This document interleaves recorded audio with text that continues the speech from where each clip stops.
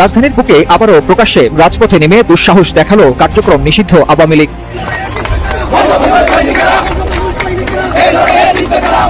এমন অবস্থায় কিন্তু শাহবাগ থানার সামনে পুলিশের একটি বিশাল টিম কিন্তু এখানে সড়কে বাধা দিয়েছেন, অর্থাৎ তাদের যে পদযাত্রাটি ছিল সেটি কিন্তু পুলিশের বাধায় এখানে একটি বিশাল বেষ্টনী আমরা দেখতে পাচ্ছি, যেটি দিয়ে কিন্তু তারা সরকার প্রধানের উদ্দেশ্যে কঠোর বার্তা প্রদান করছে। সেই পদত্যাগ করবে ৭১ সালের মতো আবারও গর্জন দিয়ে জেগে উঠতে হবে। একারামে রক্ষা নেই এবার সুগ্রীব দোসর। একদিকে সেনার চাপ, অপরদিকে আওয়ামী লীগের চাপ। ইউনূসের অবস্থা এখন স্যান্ডউইচের শশার মতো। দর্শক, ভুলের মাসুল এবার ডক্টর ইউনূসকে দিতে হবে, আর সেটি যে এমনভাবে দিতে হবে তা হয়তোবা তিনি কখনোই কল্পনা করেন নাই।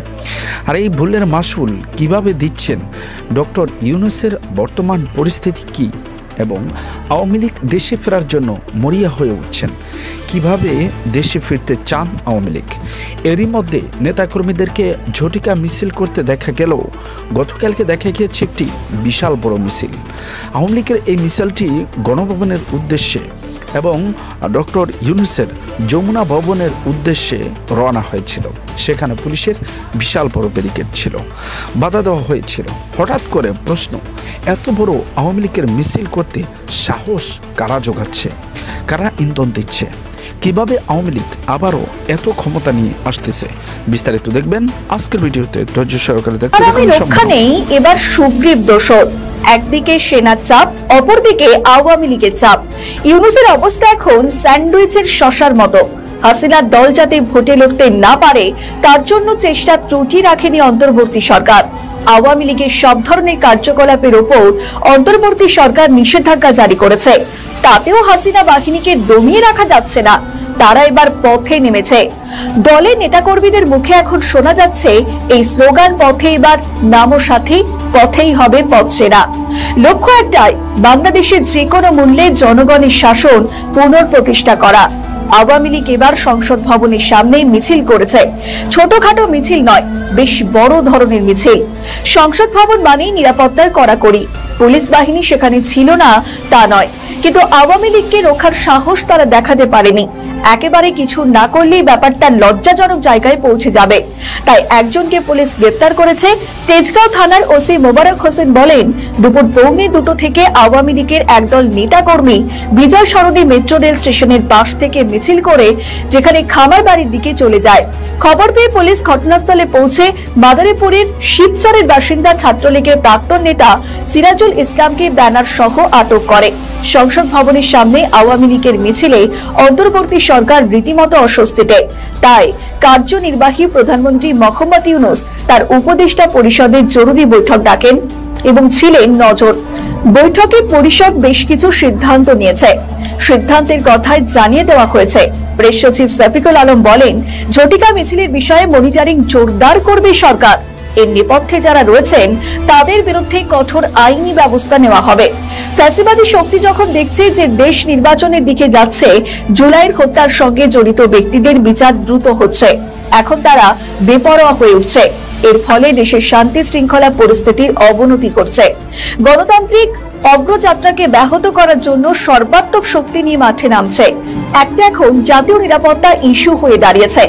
দেশের সার্বিক নিরাপত্তার স্বার্থে ন্যূনতম ছাড় দেওয়া হবে না। স্থানীয় প্রশাসন যাতে অপ্রীতিকর পরিস্থিতির মোকাবিলা করতে পারে তার জন্য সরকারের তরফে তাদের অবাধ স্বাধীনতা দেওয়া হয়েছে। আসলে সংসদ ভবন চত্বরে আওয়ামী লীগের মিছিলে টনক নড়েছে সরকারের। সরকার একবারের জন্য অনুমোদন করতে পারেনি যে আওয়ামী লীগ এতটা বেপরোয়া হয়ে উঠতে পারে। একদিকে আওয়ামী লীগের একের পর এক শোডাউন, অন্যদিকে অন্তর্বর্তী সরকারের তৎপরতা, সব মিলিয়ে বাংলাদেশ হাওয়া বেশ তপ্ত। ইউনূসের মাথা ব্যথার আরো একটি কারণ রয়েছে। দেশের গোয়েন্দা দপ্তরের কাছে কি এই ধরনের খবর ছিল না? যদিও না থাকে তাহলে সেটা তো গোয়েন্দা বাহিনীর ব্যর্থতা। আগামী দিনে তাহলে এর থেকেও বড় কিছু ঘটতে পারে।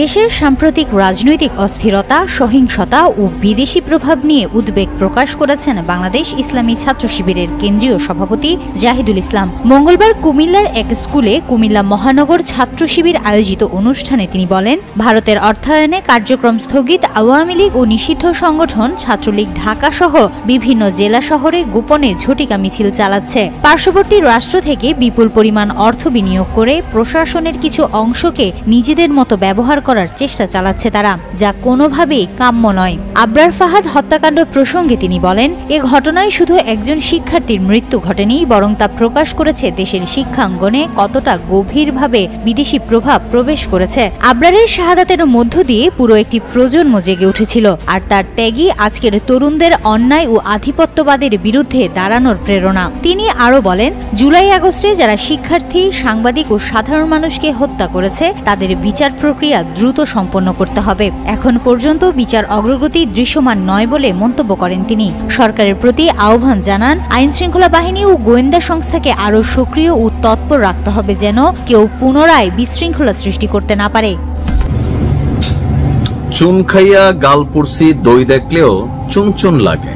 বাঙালি জাতির অবস্থানটা হয়ে গেছে এই মুহূর্তে এমন।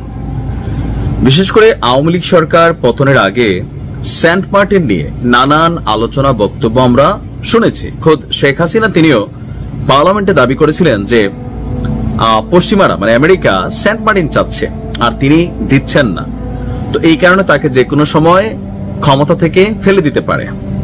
এরপর তার সরকারের পতন হলো, তখন আমরা দেখলাম যে মার্কিন ডিপ স্টেট এইখানে অনেক রকম ভূমিকা রেখেছিল, পিটার ডি হাসের নামও ছিল। এরপর অন্তর্বর্তী সরকার ক্ষমতায় আসার পরে এই সেন্ট মার্টিন ইস্যুতে হুট করে আমরা একটা ব্যতিক্রমী সিদ্ধান্ত দেখলাম, জনসাধারণের প্রবেশ নিষেধ করে দিল, যে সেখানের যে জলজ প্রাণী আছে বা জীববৈচিত্র্য আছে সেটা সংরক্ষণের জন্য সেখানে আসা যাওয়ার মধ্যে সরকার নিষেধাজ্ঞা তৈরি করলো। দীর্ঘ একটা সময় সেন্ট মার্টিনে কি হচ্ছে তা সাধারণ মানুষ খুব ভালোভাবে জানতে পারতেছে না। তো এই সকল সিচুয়েশনে যখনই আমেরিকার কোন রকম অ্যাক্টিভিটিস ঘটে, মানুষের মধ্যে সন্দেহ তৈরি হয় যে আসলে ঘটনা কি, ধাপে ধাপে কেন এগুলা করতেছে। গেল কয়েকদিন আগে চট্টগ্রাম বন্দরে মার্কিন কিছু সেনারা আসছিল, তারা আসছিল এখানে একটা প্রশিক্ষণ দেওয়ার জন্য, বাট মুহূর্তের মধ্যে চাউর হয়ে গেল যে চট্টগ্রাম বন্দর আমেরিকা চাচ্ছে।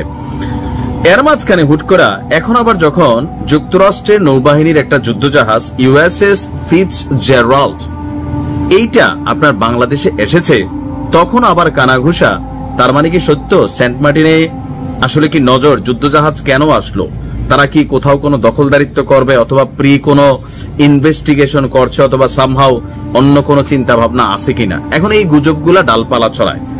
ইতিমধ্যে সোশ্যাল মিডিয়াতে নানান তথ্যপাত্র বা বিভিন্ন পোস্ট দেখছেন যে আমেরিকা তাদের যুদ্ধজাহাজ পাঠিয়ে দিয়েছে, টার্গেট হচ্ছে সেন্ট মার্টিনে নৌ সামরিক ঘাঁটি করা।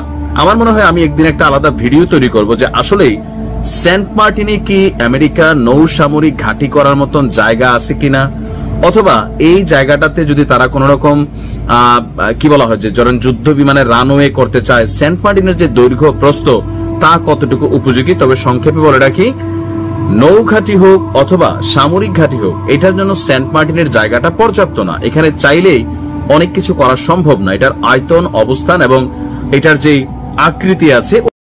দর্শক দেখলেন, তো আপনাদের মতামত জানাবেন কমেন্টস বক্সে। আর এরকম নিত্য নতুন ভিডিও পেতে অবশ্যই চ্যানেলকে সাবস্ক্রাইব করে পাশে রাখা বেল বাটনটি অন করে দেবেন, তাহলে প্রত্যেক মুহূর্তের আপডেট নিউজগুলো পৌঁছে যাবে আপনাদের কাছে। আজকের মতো এখানে বিদায় নিচ্ছি, দেখা হবে অন্য কোনো ভিডিওতে। অবশ্যই আবারও বলে রাখছি, যদি আমাদের ভিডিও সম্পর্কে কোনো মতামত থাকে অবশ্যই কমেন্টস বক্সে জানাবেন। ভিডিওটি ভালো লেগে থাকলে একটি লাইক দিয়ে দিবেন। আসসালামু আলাইকুম ওয়া রাহমাতুল্লাহ।